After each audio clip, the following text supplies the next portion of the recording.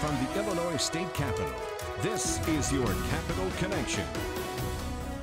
Welcome to Capitol Connection. I'm Mark Maxwell. A lot rides on the line this Tuesday at the ballot box. We have a lot to cover at the local, national, and state level. But we begin with one of the closest races for Congress in the state. It's a fight for the control of the House of Representatives, and it could all come down to the 13th district here in central Illinois.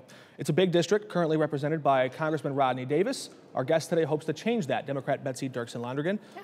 Thanks for joining us. And my pleasure. These last few days, you and your campaign are making your closing argument to voters. What is that? We are.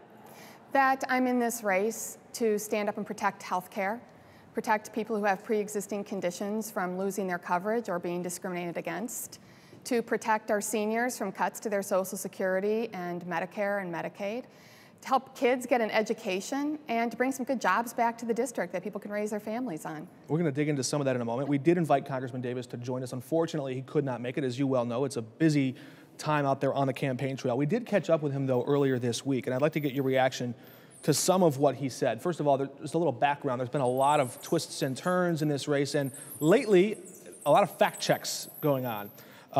The Washington Post is now fact-checking Congressman Davis, giving him 4 Pinocchios for misquoting their original fact check. It's a bit confusing. You can go look it up all online. But now Congressman Davis told us that he's less likely to trust the Washington Post. Here's what he said. In that fact check, the Washington Post even used the language that gave me comfort in voting for the bill to provide layers upon layers of protections for pre-existing condition that was as clear as day. And then they came back and changed what they initially offered. It just seems a little fishy to me. Fact checkers should be fact checkers. They shouldn't be politically biased. So we're going to dig into what he said there in a moment, too. But what was your reaction to his explanation? Well, the irony is that he was quoting the Washington Post until they called him out for actually misquoting them. And then he said, oh, well, no, they're really politically biased. So he has been fact-checked multiple times by, I think, 6 different organizations in the last few weeks, because he's not being honest about his record on health care. And health care is complicated. There's a timeline here. There was an original statement that was fact-checked, and things have evolved a bit. Right. His argument is that the newspaper couldn't possibly know his intention when he voted for the American Health Care Act, and that he truly believed that line in there, the language he says gave him comfort, would protect pre-existing conditions. We have it for you here. The line in that bill was that nothing in this act shall be construed as permitting health insurance issuers to limit access to health coverage for individuals with pre-existing conditions. Now, could a sitting member of Congress reasonably believe that right there, nothing shall be construed as limiting access? I mean, wouldn't raising prices limit access? Could someone, or could a lawyer go to court and sue a health insurance company and say, because you raised your your prices for insurance, you're limiting access and therefore you're in violation of this law? Is that a reasonable thing to assume? I think that the language was pretty clear and did not address affordability in any way, shape, or form. And the thing is, you know, people who have pre-existing conditions and need that coverage can't afford to be discriminated against, because not being able to afford your coverage is the same thing as not having access to it. Then later, after the original Washington Post fact check, the Congressional Budget Office, AARP, they all said that some people could be priced out if that bill that Congressman Davis voted for was passed. Right. But prior to that, it was Senator Kamala Harris from California who said that 129 people with pre-existing conditions could be denied coverage under the American Health Care Act. Do you think she was exaggerating with that number? You know what? Senator Harris is a long way from here, and I want to focus on what Congressman Davis has been saying. But to the original fact check, do you think that number is exaggerated? I think she got fact-checked in that, didn't she? The Washington Post said that was false, that 129 million people. Yeah. So there's a long way between some people and 129 people, and perhaps no fact checker can precisely measure how many people would be priced out, but we know that it's somewhere. Well, and the point was that Congressman Davis, who is my opponent in this race, was fact-checked by 6 different organizations. He was fact-checked 7 times. And the reason that the Washington Post came out is because he was purposely, with intent, misleading voters about his record. And we should expect more. He's now on the record over and over and over again saying he supports pre-existing condition coverage. Do you believe him? No, his voting record is what should be believed. and he has voted to eliminate protections for people with pre-existing conditions. When you vote to repeal the ACA with no replacement, which he has done over and over and over and over again, you eliminate protections for people with pre-existing conditions.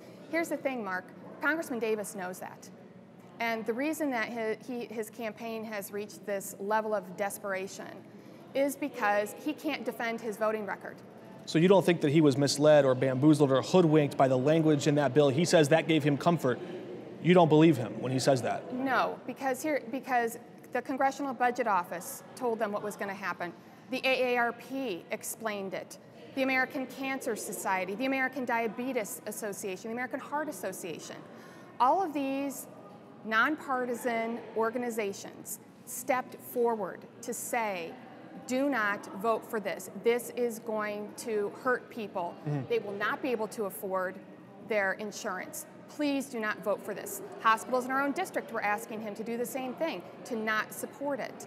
And I just can't help but believe that had he been willing to sit with constituents and listen to them, they would have had a lot to say about that. Members of Congress are in a bind, both in this current session and after this election because of the issue of health care. Yeah.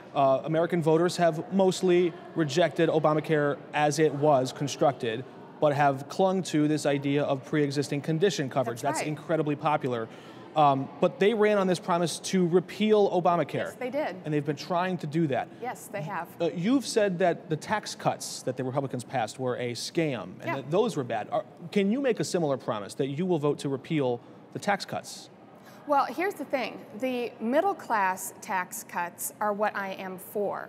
And if they had any intention of real tax reform for the middle class, they would have made that part permanent instead of the corporate tax cuts. Your opponent says he's working on that, has a bill to do that at some point. But you know what? That's a pipe dream right now. I mean, we can't. That's not money in the bank. You know, when they had the opportunity with this tax bill to make cuts permanent, they chose corporations over individuals, over working families, over the middle class. That's their choice. They did that, and there is no defense for that. Will you vote to repeal tax cuts? Corporate tax cuts, middle class tax cuts, I want to protect, I want to make permanent. I believe that we grow our economy from the middle class out. At the final debate, and several times in this campaign, you said that in fact 83% of the benefits of that tax cuts went to the wealthiest corporations. That's right. And special interests. Went to, it's past tense. That multiple fact checks have found that's not true. Because if the middle class one becomes permanent, that wouldn't be true. It is not permanent yet, Mark. Well, those expire in 2027. So from now until then, that statement is not true because that's when the individual cuts would expire. Can you clarify then what you meant by that? Because right now, it's not 83%, it's just 21. It's way off. So that's the way at the completion of the tax bill, 83% will have gone to corporations instead of the middle class, instead of working families. I think that's maybe where the discrepancy comes in. Okay, Congressman Davis also made this prediction about what would happen if you will win. Betsy Dirksen-Londrigan raises money with Nancy Pelosi. She gets money from Hollywood donors, San Francisco donors, and New York City donors that want one thing. They want Nancy Pelosi to be Speaker of the House. And I think it's pretty telling in this election when somebody as a candidate won't stand up and say who they're going to support when only one person is running to be their leader of their party in Washington, and that's Nancy Pelosi. I want to get your response to that. Will you say right now who you'll vote for Speaker if you are elected? I'm going to say exactly what I've been saying, which is the truth. That I want to go back to the people in the 13th district and get their input. You know, I know that Congressman Davis announced at one of our debates that he's supporting Kevin McCarthy. And I looked up Kevin McCarthy. He represents the Mojave Desert. What does he know about central Illinois? And I highly doubt that Congressman Davis has spoken to any constituents about that. Well, geography doesn't have much to do with it. It is a thing about the record, and I understand what you're saying, but she's been Speaker. Yeah, and I will come back to the people in the 13th district, and I will get their input when we see who is going to, who is running for Speaker of the House. Has she asked you for your support? No. She has not yet, but are you aware? It's a hypothetical, you know what I mean? Like, I'm not there yet. Right, but generally speaking, how do you think she has done? You've said several times, I think at a campaign event, that you don't want to, you've made inferences to the coastal elite sort of mindset of the East Coast or West Coast, and said that you're not looking for someone who's out of touch with this district. Yeah. So you're coming close to saying that you don't think she's in step with Illinois 13. Here's the thing. What's most important to me, and what's most important to people in our district, is that they feel that somebody understands Central Illinois. Can Nancy Pelosi be that person? Well, I'll find out. You know, I'll be asking the people in the district what they think. Once we know who is running for Speaker of the House, I'm going to govern the same way that I've been campaigning. And that means getting input from people around the district and seeing what they think. I mean, here's the thing. I can't be bought. I know who I work for, and I know who I want to work for. And that is my neighbors and the communities in the 13th district. And their input is very important to me. All right. Last time we had you on this show, I think this is your third time, and thanks for coming back again. We hope to have you back should you win again down the road, of course, as well. But last time you were here, I asked you how you thought President Trump was doing.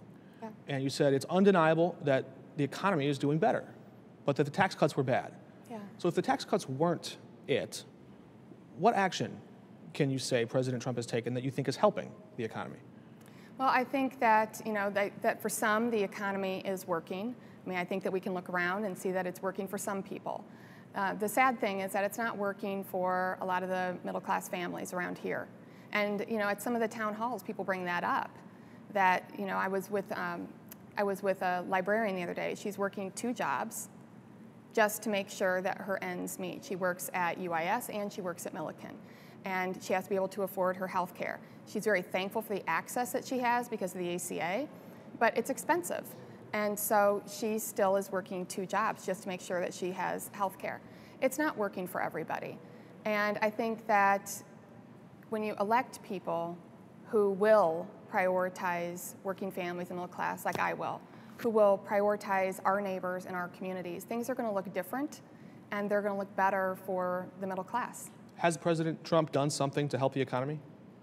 I think that he has made some really interesting promises that I would love to follow through on with him, particularly infrastructure, because there's like a $1.5 trillion plan that's been sitting on ice.